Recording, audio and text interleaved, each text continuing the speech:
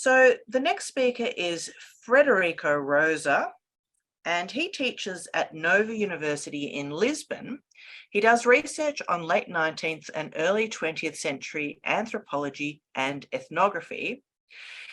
He is co-editor of Ethnographers before Malinowski, Pioneers of Anthropological Fieldwork, 1870 to 1922. And he's going to be speaking about, his paper title is Much as I Owe Mannhardt, Wald und Feldkulte at the Roots of the Golden Bough.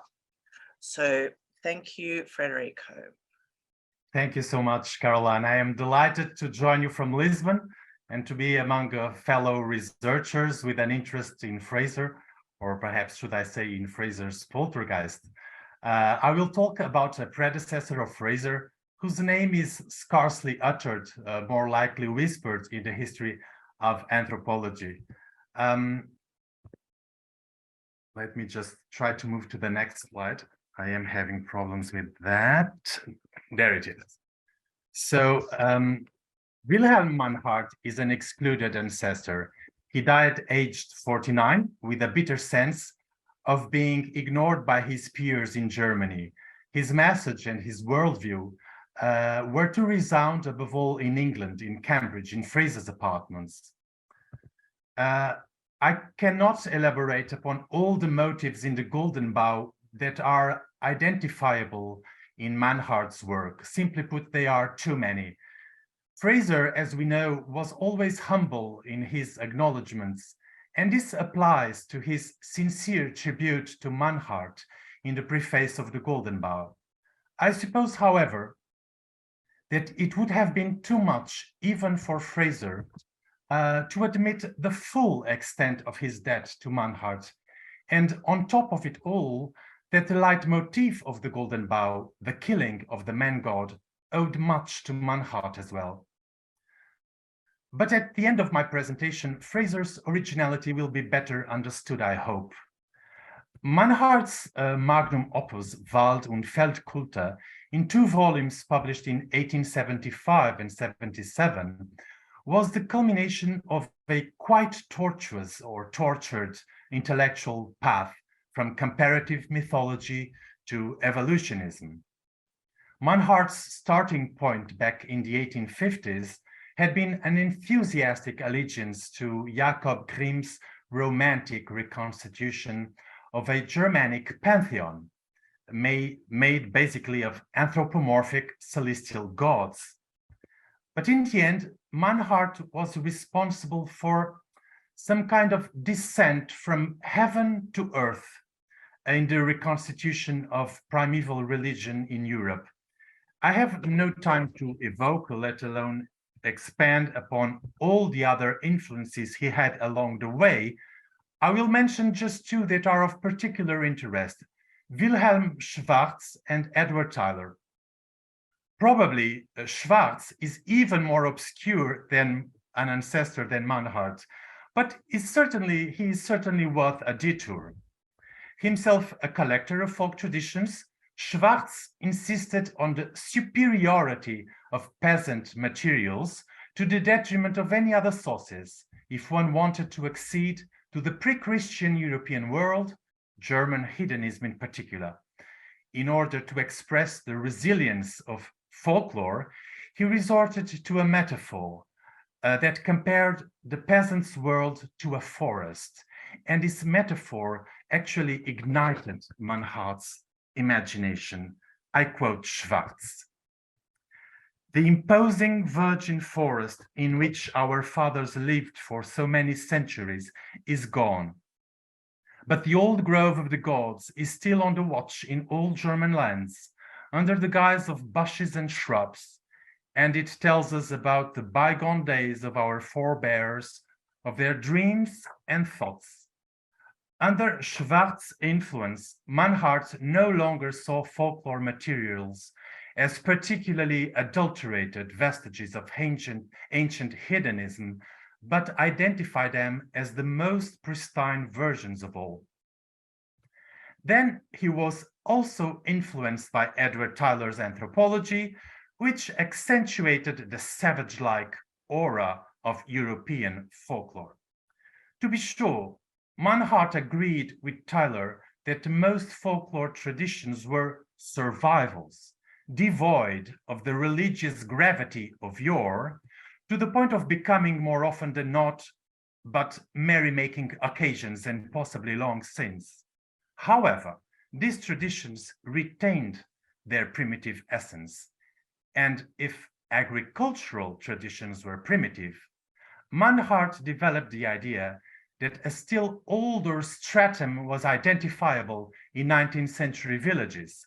I am referring to a pre-agricultural stratum, which allowed him to picture an age when Europe was literally covered by a thick mantle of green, the virgin forest of Wilhelm Schwarz's metaphor only now come true in Mannhardt's vision.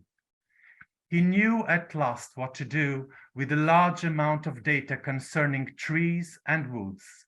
These were no longer the mere temples of the barbarian pantheons imagined by Grimm, but the beating, spiritual heart of a cult in its own right. Often related to the harvest, the traditions in question were Überlebensel, the German translation of Edward Tyler's survivals. They were survivals of a religion older than, but as crude as the agricultural one. The Waldkulte, the cults of the forest, were recognizable in the Feldkulte, the cults of the field, of which they were the matrix. The conviction that the tree had a soul like man was but the beginning of an evolutionary process that gradually transformed tree souls into more abstract and diaphanous vegetation spirits that could again incarnate trees and other objects or beings. The spirit could be thought of as an animal, such as the Roggenwolf and the Roggenhund. It could be an ear or a loaf or an anthropomorphic puppet made of leaves or straw. But the most striking in retrospect was yet another category of representatives of the vegetation spirit. This role could be played every year by a man or a woman, an individual in the flesh, in some cases more than one. Among the still existing signs that these actors represented a pre-Christian vegetation spirit, Mannhardt called the reader's attention to the tradition of dressing them with leaves, ferns, or bark, of blackening their faces with coal, or of capping them with flowers. It is now time to analyze in more detail the relation between Frazer and Mannhardt. Frazer never adopted the French method of fiche and preferred to return to the original copies as many times as necessary. We can imagine that going up and down his library ladder to reach a higher shelf was an important part of his physical activity. Let us picture Frazer in his Cambridge apartments. The first volume of Wald und Feldkulte is on his desk, opened at page 311, the first of a chapter that, I believe, was among the most inspiring he had ever read, entitled Anthropomorphische Wald- und Baumgeister als Vegetationsdämonen. It dealt with peasants in the flesh, whose remote predecessors had, so Mannhardt believed, been the human representatives of the vegetation spirit, but more importantly, it dealt with their execution. An important aspect in the connection between the two scholars relates to the fact that Frazer explored the exact same sources quoted by Mannhardt. Let us focus our attention on a particular corpus of texts originally signed by several Volkskundler in the first half of the 19th century. These collectors had recorded traditions from German, Slavic, and mixed lands that Mannhardt decided to group together in the chapter that Frazer is now reading, most probably in awe. Sometimes Mannhardt quoted the original texts, other times he preferred to paraphrase his sources. The result was a true parade of simulated executions with fake heads, pigs' bladders filled with blood, blank cartridges, and other tricks. If they were fake in the present, wasn't it possible that these slayings had actually happened in primitive times? Frazer is stunned not only by the description of severe heads and other mock executions, but also by Mannhardt's interpretation. Mannhardt formulated two hypotheses.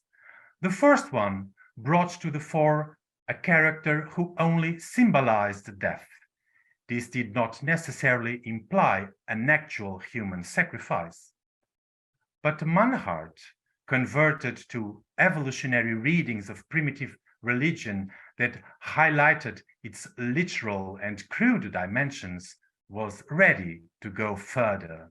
After all, the enactment of the slaying was still so drastische, so realistic, that one should accept, I quote, the hypothesis that the violent slaying of the individual dressed in green was not just an apparent death, but a rule that had to be followed for real, in a primitive time as cruel as remote, marked by the contempt of human life.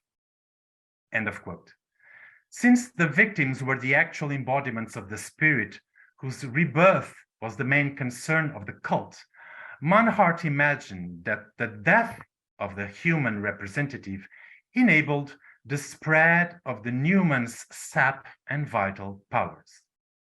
Frazer, as we know, would make the whole idea much more dramatic by accentuating the catastrophic consequences of the god's gradual death if it was not prevented by the execution of his human representative and by the transfer of the spirit to a new, young, and vigorous body.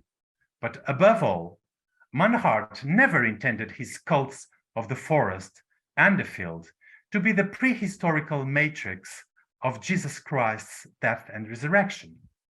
No doubt, he tackled the subject of Christianity, but in a very different way, focused on the historical tensions, appropriations, and compromises between local churches and hidden traditions. It was then his posthumous disciple, James George Frazer, and James George Frazer alone, who grasped the provocative potential of the cults of the forest and the field as an old story, a prehistoric one of dying gods, more exactly, of men who died as gods to save the world.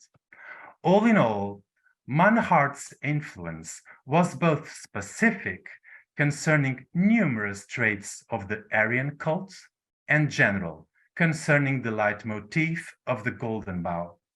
These two dimensions were to be combined in the most spectacular way in the chapter The Killing of the Tree Spirit in the Golden Bough, when Frazer makes the following announcement.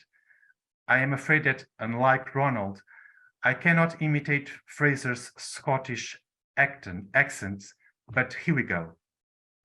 The conjecture that the King of the Wood was formerly put to death at the expiry of a fixed term without being allowed a chance for his life will be confirmed if evidence can be adduced of a custom of periodically killing his counterparts, the human representatives of the tree spirit in Northern Europe. Now, in point of fact, such a custom has left unmistakable traces of itself in the rural festivals of the peasantry. From the first edition of the Golden Bough, then again in the second, the third, and in the abridged one of 1922, Frazer confronted his readers with the exact same cases from the exact same sources that had occupied Mannhardt. It is only fair to state that Frazer looked for the original books, books that he read over his ghostly master's shoulder, with the exception of a few that he couldn't read in Czech and some other languages. I would like us not to lose sight of the ethnographic thickness of these original sources. So I suggest we look into the description signed by Ernst Mayr of the peasant festivities of Whitsuntide in Wurmlingen in Swabia. Every 2 or 3 years, a score of young men rode on horseback into the wood, where the last one of them was clad in oak branches, plus an artificial hat with a long neck. A cavalcade took place that culminated in the execution of the poor fellow. Several characters participated in this enactment, namely a Moorish king, a Dr. Ironbeard, a corporal, and an executioner. Meyer reproduced at length, they take about 10 pages, the conventional speeches in rhyme of each one of the characters of the Whitmonday procession. Here are the final words of the executioner. To you I come as executioner, because I must cut off your head. Know that you are sentenced to death. Know that your only fate is honor. Mannhardt put forward the idea, which Frazer would also cherish, that most of these characters had been added or corrupted throughout the centuries in a fortuitous manner, when the ancestral right became a mere survival and its true meaning was lost. However, another important aspect of Mannhardt's reading is that there was in folklore an unconscious and unintentional dimension. Actually,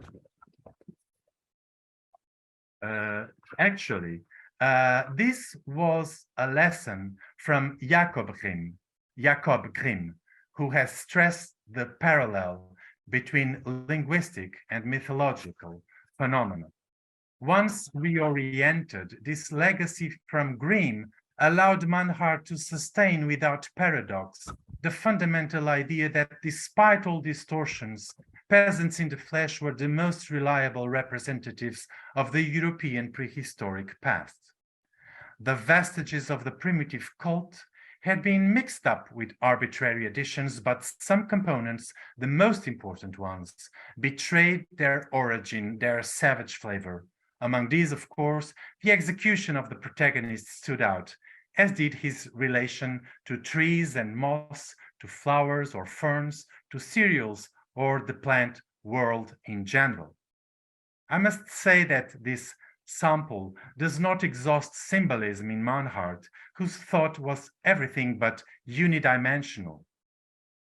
I do no more than scratch the surface of his labyrinth of hypotheses on the original and hidden meanings of the cults of the forest and the field, which had many other aspects to be taken into account, such as the magic connection between bonfires and the sun, or the idea of lustration through fire, of purification of all evil influences on growth, not just insects, rodents, and other plagues, but also witches and sorcerers.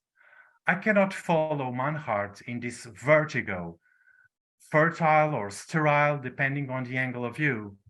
Those hypotheses were to influence Frazer as well, even if he would tend to make them less subtle, according to his literal, mostly anti-symbolic reinterpretation of magic and animism, even if I believe that there are unconscious dimensions in the Golden Bough as well. Otherwise, how could Frazer affirm, as he does in the preface, and is certainly dialogues with Ronald's quote on the peasant being a pagan and a savage at heart? Indeed, the primitive Aryan, in all that regards his mental fiber and texture, is not extinct. He is amongst us to this day. We can feel here, on a deep level, the communion between Frazer and Mannhardt.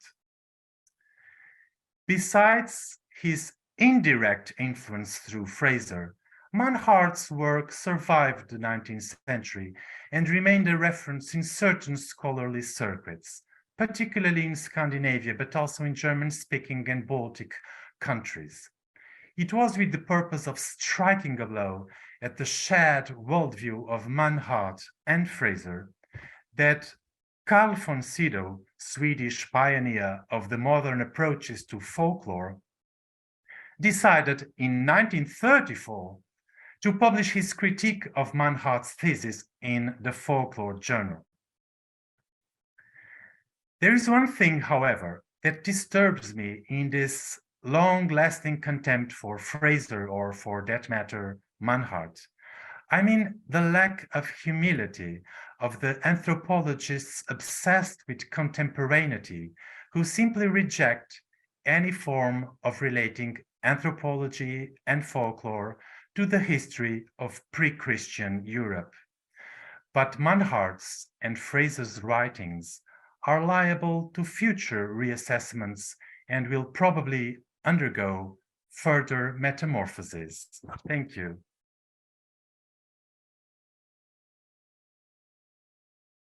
Thank you very much, Frederico.